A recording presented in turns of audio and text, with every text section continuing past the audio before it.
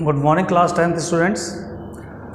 इसके पहले वाली क्लास में आपने सूरदास के पद उसके क्वेश्चन नंबर 9 तक कंप्लीट कर लिए थे। 9 क्वेश्चन आपका था एक राजा का क्या कर्तव्य होना चाहिए, एक राजा का प्रजा के लिए क्या कर्तव्य होना चाहिए, वो क्वेश्चन था। तो उसके बाद आज मैं क्वेश्चन नंबर 10, 11, 12 3 क्वेश्चंस आपके रह गए थे और इसके बाद फिर जो लेसन के मध्य से क्वेश्चन बनेंगे उसके जवाब। तो सबसे पहले क्वेश्चन नंबर 10 मैंने बोर्ड पे लिख रखा है आपके सामने। गोपियों को कृष्ण में ऐसे कौन से परिवर्तन दिखाई दिए जिसके कारण वे अपना मन कृष्ण से वापस लेने की बात कहती हैं। तो सबसे पहली चीज़ तो ये है कि गोपियों को श्री कृष्ण में ऐसे अनेक परिवर्तन दिखाई दिए जिसके कारण वे श्री कृष्ण से अपना मन वापस लेने की बात कहती हैं। गोपियाँ क्या कहती हैं? गोपियाँ कहती हैं कि श्री कृष्ण तो चतुर पहले ही थे और जब से वो मथुरा गए हैं तब से उन्होंने क्या किया है, गुरु ग्रंथ पढ़ लिए हैं और अब उनकी बुद्धि बहुत अधिक बढ़ गई है, इसीलिए योग और ज्ञान के संदेश तुम्हारे हाथों भिजवाया है उन्होंने। तो इस तरह से पहला परिवर्तन ये था। दूसरा पॉइंट है, एक राजा का कर्तव्य होता है भाई, श्री कृष्ण, गोपियाँ कहती हैं कि श्री कृष्ण हमारे लिए राजा हैं, तो एक राजा का कर्तव्य होता है कि वो अपनी प्रजा को ना सताए, लेकिन फिर भी श्री कृष्ण एक ऐसे राजा हैं और हम उनकी प्रजा हैं, वो हम लोगों पर क्या कर रहे हैं, अत्याचार कर रहे हैं। तो इस तरह के कई परिवर्तन कई पॉइंट्स में आएंगे। जितने ही परिवर्तन, ये 2 पॉइंट्स मैंने आपको बताए जिसमें परिवर्तन की बात की गई है और इसलिए इन परिवर्तनों के आधार पर गोपियाँ श्री कृष्ण से अपना मन वापस लेने की बात कहती हैं। इसके अलावा और भी जो परिवर्तन हुए वो भी आप इनमें पॉइंट वाइज जोड़ सकते हैं, बहुत ही आसान है। इसके बाद क्वेश्चन नंबर 11, गोपियों ने अपने वाक चातुर्य माने क्या होता है, बोलने की कला। वाक चातुर्य मीन्स क्या होता है, बोलने की कला के आधार पर ज्ञानी उद्धव को परास्त कर दिया। उनके वाक चातुर्य की विशेषताएं बताइए। तो गोपियों के वाक चातुर्य की विशेषताएं क्या हैं? तो गोपियों के वाक चातुर्य, ये भी पॉइंट वाइज आएगा आंसर आपका। गोपियों के वाक चातुर्य की विशेषताएं निम्नलिखित हैं। सबसे पहली विशेषता गोपियों के वाक चातुर्य की क्या है कि गोपियों का जो वाक चातुर्य है वो व्यंग्यात्मक है। कैसा है? व्यंग्यात्मक। वो जब व्यंग्यात्मक है, व्यंग मैंने आपको पहले ही बताया था, व्यंग माने होता है अपनी बात को मजाकिया अंदाज में कहना कि सामने वाले को खराब भी ना लगे और हम अपनी बात भी कह जाएं। तो गोपियों का जो वाक चातुर्य है वो व्यंग्यात्मक है। गोपियाँ अपने आप को बहुत भोली भाली और सीधी सादी दर्शाती हैं और सामने ज्ञानी उद्धव पर कटाक्ष करती हैं। दूसरा, गोपियाँ बिल्कुल पूरी तरह से निर्भीक और निडर थीं, वो अपनी बात को स्पष्टता से कह पाती हैं। गोपियाँ श्री कृष्ण के प्रति अपना एकनिष्ठ प्रेम दर्शाती हैं और गोपियाँ अपनी विरह वेदना को इस प्रकार से दर्शाती हैं कि कहीं ना कहीं ज्ञानी उद्धव के मन में भी ये प्रश्न हो उठता है कि आखिर ये किस प्रकार का प्रेम है, आखिर ये किस प्रकार का प्रेम है। गोपियों के वचनों में वक्रता के साथ साथ भावुकता का भी समावेश मिलता है। एक भावुकता है, कहीं ना कहीं ज्ञानी उद्धव के मन में भी उनकी भावुकता आ जाती है। वो समझ जाते हैं कि गोपियाँ श्री कृष्ण को अत्यधिक प्रेम करती हैं और इस तरह से 3-4 पॉइंट इसमें बनेंगे आपके। गोपियों ने अपने वाक चातुर्य के आधार पर ज्ञानी उद्धव को किस वाक चातुर्य के आधार पर, तो निम्न वाक चातुर्य के आधार पर 3-4 पॉइंट मैंने आपको बताए। ये पॉइंट आप क्या करेंगे, इसमें लिख देंगे। ठीक है, बड़ा ही आसान है और पॉइंट बढ़ भी सकते हैं, ऐसा कुछ नहीं है। 1-2 पॉइंट आप भी अपने मन से बनाइए। इसके बाद एक अगला क्वेश्चन है आपका, संकलित पदों को ध्यान में रखते हुए सूर के भ्रमर गीत की विशेषताएं बताइए। क्या बताइए? संकलित मीन्स होता है, संकलन मीन्स क्या होता है, कलेक्शन। तो संकलित पदों को ध्यान में रखते हुए सूरदास जी के भ्रमर गीत की विशेषताएं बताइए। तो सूरदास जी का ये भ्रमर गीत मैंने आपको पहले ही बताया था, ये सूरदास जी की एक रचना है भ्रमर गीत, उससे कुछ पद ले लिए गए हैं और आपके पाठ के रूप में डाल दिए गए हैं। तो भ्रमर मीन्स क्या होता है, भौरा, और गीत मीन्स गीत यानी भौरे का गीत। तो उसकी विशेषताएं बताना है, उसकी क्वालिटीज़ बताना है। तो सूरदास जी के भ्रमर गीत की निम्नलिखित विशेषताएं हैं। सबसे पहली विशेषता क्या है? एक तो गोपियों का एकनिष्ठ प्रेम, गोपियों का श्री कृष्ण के प्रति एकनिष्ठ प्रेम। दूसरी विशेषता, इसमें सूरदास जी ने वियोग श्रृंगार रस का प्रयोग किया है। कौन से रस का प्रयोग किया है? वियोग श्रृंगार। जब आप रस पढ़ेंगे ग्रामर पोर्शन में, व्याकरण में, तब आपको समझ में आएगा वियोग श्रृंगार का प्रयोग किया है, वियोग श्रृंगार रस का प्रयोग किया है। और इन पदों में जो भाषा है वो व्यंग्यात्मक है। कैसी भाषा है? तो ये भी भ्रमर गीत की एक विशेषता है कि व्यंग्यात्मक भाषा है। ब्रज भाषा का प्रयोग किया है। और जो पात्र योजना है, जितने भी पात्र लिए गए हैं वो उसमें जो भाषा इस्तेमाल की गई पात्रों के अनुसार वो असाधारण है।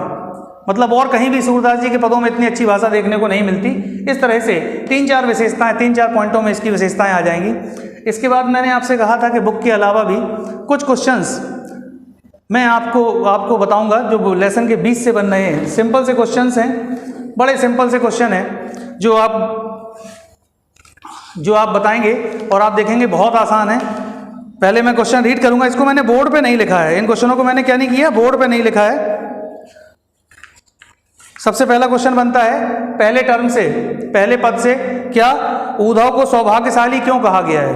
उद्धव को सौभाग्यशाली क्यों कहा गया है? तो उद्धव को सौभाग्यशाली इसलिए कहा गया है क्योंकि उनके मन में श्री कृष्ण के प्रति प्रेम नहीं है।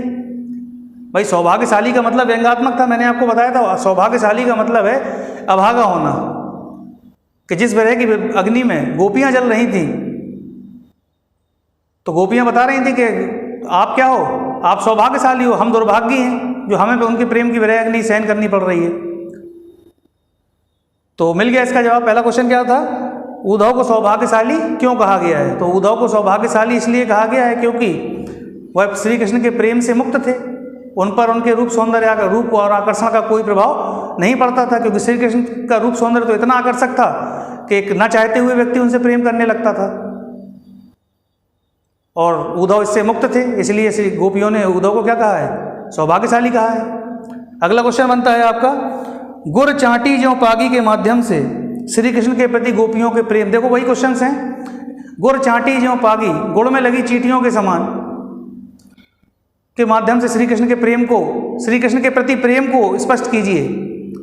तो जिस प्रकार मैंने आपको पहले व्याख्या में भी बताया था, जिस प्रकार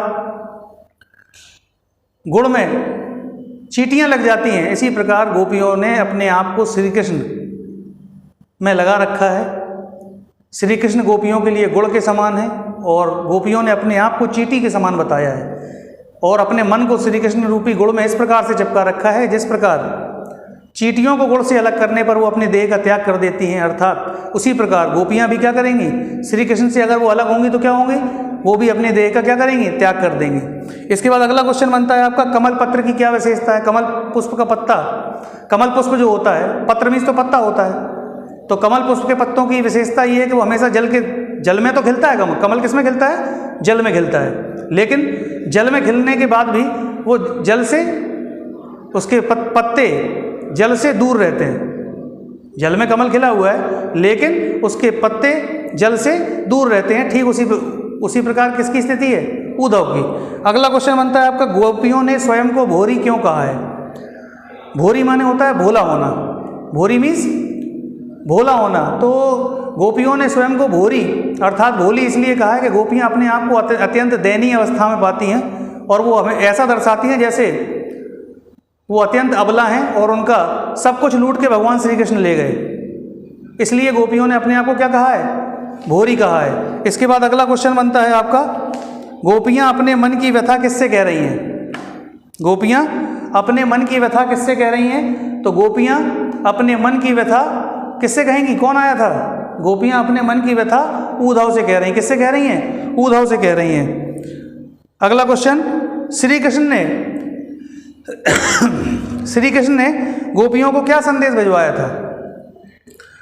तो इसका जवाब है कि श्री कृष्ण ने उद्धव के माध्यम से गोपियों को योग और ज्ञान का संदेश भिजवाया था कि तुम हमारा प्रेम छोड़कर, उस संदेश में क्या लिखा हुआ था? उस संदेश में ये लिखा हुआ था कि जिस तरह तुम हमारे प्रेम में दिन रो रो कर दिन व्यतीत कर रही हो, और अगर यही समय योग और साधना में लगाओ तो तुम्हें परब्रह्म की प्राप्ति हो जाएगी।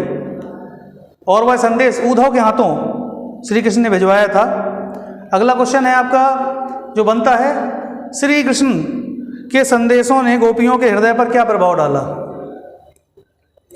तो श्री कृष्ण के संदेशों ने गोपियों के हृदय को अपार दुख से भर दिया। उनकी जो आस थी वो टूट गई। वो मन में एक आस थी उनके कि एक ना एक दिन भगवान श्री कृष्ण यहाँ अवश्य आएंगे, वो आस टूट गई और उनके हृदय में अपार दुख भर गया। अगला क्वेश्चन है आपका, गोपियों को विरह योग क्यों था?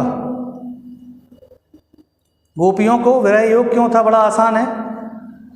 यहाँ मैंने बताया था आपको अभी इस क्वेश्चन में कि यहाँ वियोग श्रृंगार रस का प्रयोग है, और वियोग श्रृंगार में क्या होता है, जहाँ नायक और नायिका के बिछड़ने का वर्णन होता है, नायक और नायिका के बिछड़ने का वर्णन होता है। तो उसी के अकॉर्डिंग क्वेश्चन है आपका। क्वेश्चन क्या था? गोपियों को विरह वियोग क्यों था? तो श्री कृष्ण के ना आने के कारण, श्री कृष्ण के उनसे मिलन ना हो पाने के कारण गोपियों का विरह वियोग था। गोपियों का विरह वियोग क्यों था? गोपियों का विरह वियोग था श्री कृष्ण से मिलन ना हो पाने के कारण। अगला क्वेश्चन जो बनना है आपका, गोपियों ने स्वयं को किसके समान बताया है? तो गोपियों ने स्वयं को हारल पक्षी की लकड़ी के समान बताया है और गुड़ में लगी चींटियों के समान बताया है। अब अगला क्वेश्चन बनता है आपका कि हारल पक्षी की लकड़ी किसे कहा गया है?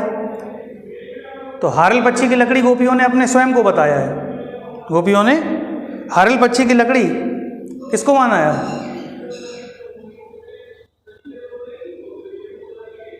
अगला क्वेश्चन है कड़वी ककड़ी किसके लिए कहा गया है? तो योग और ज्ञान के उद्धव द्वारा दिए गए योग और ज्ञान के संदेश को कड़वी ककड़ी कहा गया है।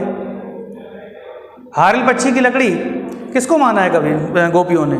तो हारल पक्षी की लकड़ी गोपियों ने किसको माना है? किसको माना है? हारल पक्षी की लकड़ी गोपियों ने भगवान श्री कृष्ण को माना है कि जिस प्रकार हारल पक्षी अपने पैरों में दबी लकड़ी कभी नहीं छोड़ता, ठीक उसी प्रकार गोपियाँ भी भगवान श्री कृष्ण को कभी नहीं छोड़ेगी। तो आई होप स्टूडेंट्स आज इतने क्वेश्चन आंसर्स कुछ मध्य से भी मैंने बनाए क्वेश्चंस, हालांकि उनको बोर्ड पे नहीं लिखा, तो हो सकता है कि अगले मैं टेस्ट वगैरह में आपको ये सारे क्वेश्चंस और भी इससे अधिक बना के दूँ। तो आप प्रिपेयर रहिए, तैयार रहिए, क्योंकि आपको बोर्ड फेस करना है। क्वेश्चन छोटे भी हो सकते हैं, बड़े भी हो सकते हैं। अब बाकी फिर अब नेक्स्ट क्लास में। Thank you.